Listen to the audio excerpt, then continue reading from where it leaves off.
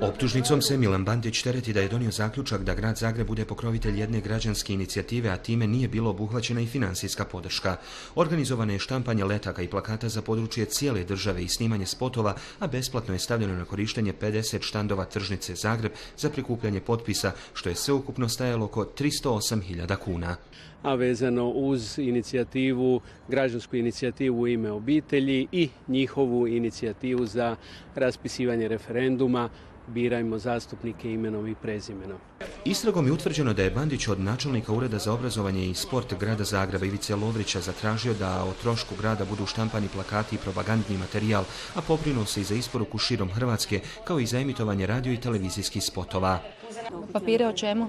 Oko ovih davanja štandova. Na vijest o podizanju optužnice protiv Milana Bandića iz inicijative U ime obitelji poručuju da su zahvalni na pomoći u prikupljanju potpisa i štampanju edukativnih letaka. Kad se u Hrvatskom saboru glasuje o SDP-ovu prijedlogu o novom izbornom sustavu koji U ime obitelji smatra da je u interesu velikih stranaka, a protiv interesa građana, smatramo još jednim žalosnim znakom povezanosti aktualne vlasti, DORH-a i USKOK-a. Na ovaj način Bandić i Lovrić su grad Zagreb obvezali na plaćanje najmanje 26.000 eura, dok je Palceva oštetila Zagreb Holding, podružnicu tržnice Zagreb, za najmanje 13.500 eura, čime su građansku inicijativu U ime porodice pribavili navodnu protivpravnu imovinsku korist od najmanje 39.000 eura.